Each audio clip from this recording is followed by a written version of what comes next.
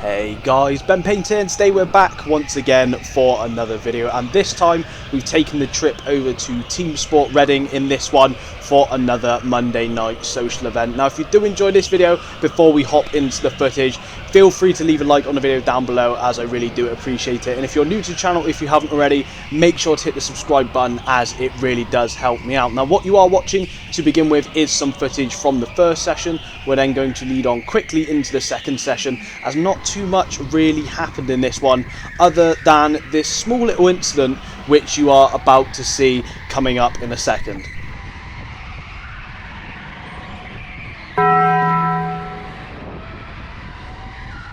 So with apologies completed in the pit lane after the first session and making sure the driver was alright, which they were, we then moved on into the second session, which is what you are going to see for a majority or for the rest of this video, because unfortunately my footage from the third session did not record, which is a real big shame, as I did in fact get my fastest lap of the night in the final session, but we were only 2/10 off in this one. So we're going to show you guys the footage from the second session, and we're just going to see how quickly we can adapt to the track. Obviously I've been to Reading once before, that was a long time ago. I came along with Harrison Hill and Sam Gaskell, if you are a long time viewer of the channel, and it was when the track had three sort of tiers to it, and it also had petrol carts. So I haven't actually been here since it got redone or remade. So we came along for this evening just to have a bit of fun, see what sort of lap times we can get, and my target for this one was a 30.8 due to looking at the BIKC heavyweight standings, which is where I currently am at 88 or 89 kilograms, and I wanted to try and beat that or get as close to it as I could if I could. So here we come across the line, our first lap, a 32.2, and luckily we don't succumb to the same sort of fate as we did in the first session. We were wise to it this time, with the same drivers around us going through that section of the track. But what I noticed pretty quickly is obviously Reading uses the Sodi carts here at Reading, and they are very similar to the ones that have just been installed at Liverpool as well, and I really enjoyed those carts when I used them. I find that I actually do enjoy the Sodi electric carts a lot more than the electric biz carts, which is really weird because I actually enjoy the petrol biz carts better than the Sodi petrol carts. So it's a bit of the opposite way around. But here you can see we are really going to try and put in the best laps times that we can, and one of the main reasons that I do enjoy using these Sodi carts the most is because the accelerator feels a little bit more like an actual accelerator rather than an on-off switch, and also you get this boost button which you can use obviously, which is the sort of main draw to the electric cart, and you can use it anywhere you want for 10 seconds rather than hitting the button once and having to wait for it to recharge. You do actually get 10 seconds of boost that you can use anywhere on the track. So we're going to try and figure out where I'm utilising that best. Obviously coming up the ramp is one of the places because I am a big heavy boy, but coming up the ramp, really trying to dab on the brakes quite softly but also quite quickly. I found that was one way to get around the corners pretty quickly here, rather than trying to flick the cart in without using the brake. I found you carried a little bit too much momentum and the back end of the cart was sliding out. I also found if you held the brake for too long, you were just losing all your momentum, and despite having the instant torque in the electric motors, it was really difficult to actually get going again with someone of my weight. So I was really trying to find a nice mixture of the both to see what we could do. Now we finished our last lap at 31.709. It's quite a basic track, quite easy to learn. I picked it up quite quickly, I do think, compared to if I went to a bit of a longer track. So what I was also surprised about is how well the track actually flowed. Obviously we've got the downstairs section with the 2 or 3 hairpins, and then we've got upstairs as well which have hairpins, but there is a few little points where you have to use a little bit more of a bit of skill to get through it. So we come across the line once again, a 31.504, and our fastest lap in the first session, which obviously didn't show you guys, was a 31.4. so I was hoping to try and get down to a 30-second lap time if I could. I could see other drivers on the night were getting close to it, so I wanted to try and get in amongst it as best as I possibly could. Now you can see here once again we are beginning to catch up with the driver in kart number 32, and we just wanted to try and take as clean lines as we could, just to try and get the power down as early as we could. Now obviously the main draw in these karts is to get the kart as straight as possible coming out of the corner, which is something that is a bit different to how I drive normally. Obviously I try to be as smooth as possible through the corners, but I find in the electrics where I'm not really really used to using them. I find I am a lot more aggressive, flicking the car in, trying to get it rotated a lot better, so you can then keep the wheel as straight as possible whilst using the boost button, as that's the best way to apply it that I found. Coming down the ramp then, I was using a little squirt of boost here to come down into this first hairpin at the bottom section of the track, as this is actually the final corner of the lap, and we come across the line with our fastest lap so far at 31.408. So we're going to see now that we're in clean air if we can go any quicker than we have gone so far, as we've actually matched our time, or gone a little bit quicker than our time from the first session. So I knew that we were improving bit by bit, and as the track got warmer and warmer, I found there was more grip. I could go faster through each of the corners. Obviously this is akin to being in the social session where everyone's sort of taking the same lines. It's warming the track up, it's giving the tyres a bit more temperature, and it really allows you to push yourself through the corners a little bit better compared to if you did a public session, for example, where different lines are used, you start and stop, and obviously that makes the tyres a little bit colder, so there's a little bit less grip, which is something I was really struggling with in the first session. I was really sliding all over the place on the back end of the car and was struggling to get the power down. You could actually feel sort of the wheel spin coming out of the bottom sections of the track. But in the meantime though, we are beginning to catch up with the driver up ahead of us once again. We're just trying to get as tight to each of these apexes as we can, whilst also maximising the use of the whole track as much as we can.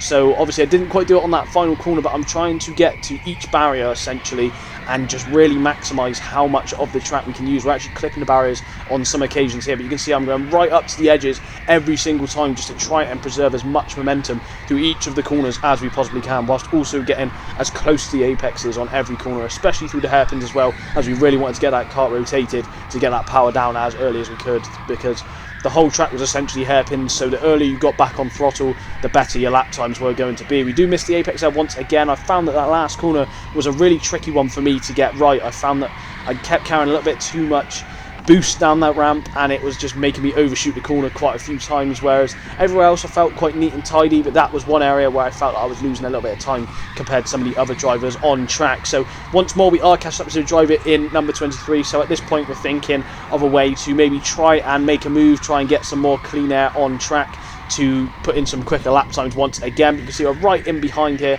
trying to flick that car in through that last corner, and again we've missed the apex by a little margin there, but we do come across the line with very consistent lap times within a couple of attempts of each other, which is always good to see. We come across the line with a 31.484, and again we're right up the back of number 23 now. We're using the boost up the ramp a little bit extra than I would usually, just to make sure we can get the move done, as that's another thing that I really do enjoy about using the boost in these karts, is you can just use it and apply it wherever you want, and it does give you a little bit of an advantage that you wouldn't necessarily see in the other karts or the biz karts as I mentioned earlier. So you can see once again here we then begin to get into a little bit of a battle. The driver in 23 decides to defend, and we got the driver in number 43 who has then barreled down our inside. So I knew at this point now that we were going to have a little bit of a race practice, which I always am open to. So you can see here I decided to scrap going for really fast lap times, and now I wanted to try and make the moves back and make the positions on track back to see if we could really try and find places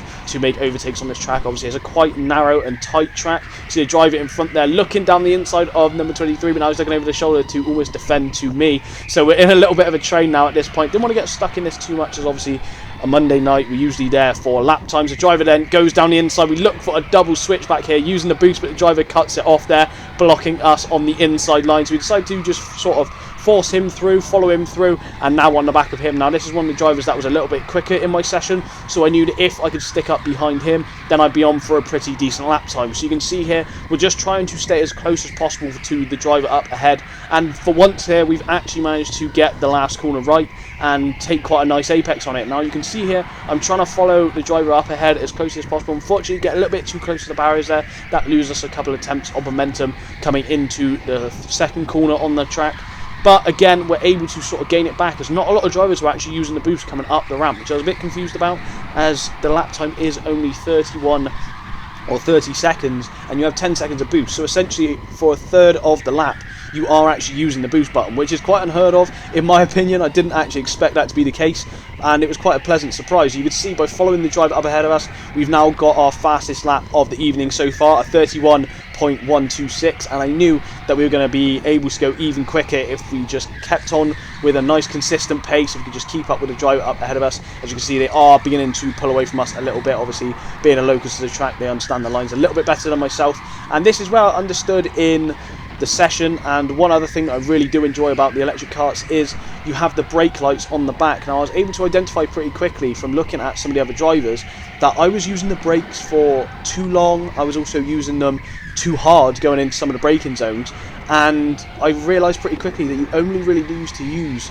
5 to 10% of the brake pedal to really slow the karts down to what you need them to. And this is something that I understood from the use of the brake lights and watching some of the other drivers. I found that I was holding the brakes a little bit too long whilst we're also getting loaded in the back, so clearly I'm still holding the brakes a little bit too long for the driver behind to want to get past. But we do come down and across the line on this lap with our fastest lap once again, a 31.107, despite losing time to the driver up ahead. So I knew just from being in behind this driver that we'd actually learnt a little bit, and now we were going to try and applicate that, or sort of apply that skill that we'd learned, and try and go even quicker as the session goes on. Obviously later into a session you're going to go, the quicker you're going to get, because the more consistent lines you can drive, the warmer the track's going to be, and the more you just get used to the driving conditions. So you can see now at this point I'm really starting to be aggressive on the wheel through the hairpins, and it's really aiding our lap times. We're going quicker once again, 31.038, which honestly I was really happy with. And at this point, get that corner a little bit wrong through the first couple of corners, so I decided to let the driver in kart number 34 pass, who is the driver who let us past on the very first lap, and they were actually faster than us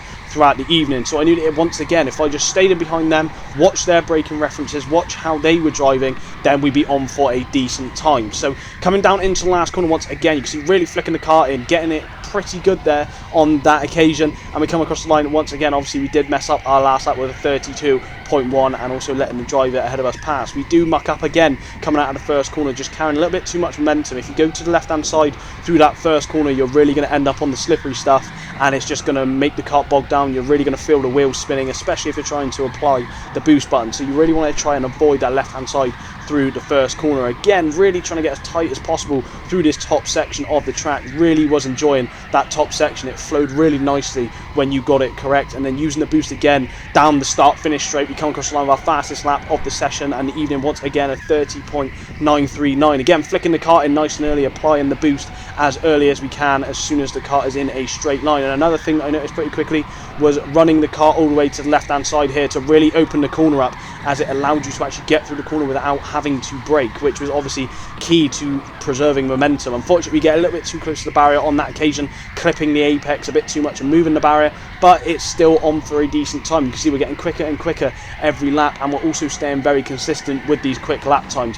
Going a little bit wide there into the first corner once again, but we come across the line obviously from our last lap, a 31.019, and now we're going to see what we can do coming up the ramp once again. Unfortunately, hitting the brakes a little bit too hard there, getting a little bit too eager to get the kart turned in, and this has obviously caused us to be a little bit slower and lose time to the drivers up ahead. So by the end of the session, I really wanted to try and catch up with the guys up ahead, as I could see they were stuck behind some of the slower drivers in the session. So again, really getting the boost down nice and early, and we come across the line at 31.226, which is a little bit slower. But here what you're going to see now is a few laps where we do actually get a head down, and we do get some pretty decent lap times in, especially for someone at my weight. So again, coming up the ramp, flicking the kart in, trying to flick it to a point where you're still maintaining grip through the corner. You don't want to flick it too hard where the rear end is then sliding out and you're losing all that momentum. Again, going nice and wide before entering each of the corners, it really allows you to take a wide approach and just preserve that momentum through the corner. And you can see once again we come across the start finish line with our fastest lap of the evening once again, a 30.871, and the lap you are watching now is in fact the fastest lap that was recorded on this evening, and you'll see why, because it was a very quick lap. It was pretty decent. It felt pretty good when I was driving it. I could feel myself coming towards the end of the session, getting more and more confident, almost in flow state now at this point, not hitting the barriers on exit. It felt really nice and I was really enjoying it. Unfortunately, once again, missing that final apex, but we do come across the line with a 30.817, which I was really happy with when I came off, and I did actually manage to get a 30.6 in the last session, which unfortunately I didn't quite capture, and there was quite a few overtakes in that one. It was really enjoyable to sort of be involved in. Obviously it would have been enjoyable to watch if I had the footage, but I don't. So unfortunately our fastest recorded lap was a 30.817, and our fastest lap of the evening was a 30.6, which when looking at BIKC times, the fastest average heavyweight time at the track is a 30.8. So the fact I was able to go 2/10 faster than that, I was really happy with, especially as we only had 45 minutes of track time, not a local to the track, and we've gone and put in an absolute flying lap time. Now, this does in fact bring us to the end of the video, so I hope you guys have enjoyed this one. If you have, can you please leave a like on the video down below, as I really do appreciate it. And if you're new to the channel, if you haven't already, make sure to hit the subscribe button, as it really does help me out. As always, down below in the description is my Linktree, which holds all my social medias. We've got an action-packed end of August, start of September, so I hope you guys stick around for that one. But in the meantime, I'll catch you guys in the next one. Take care.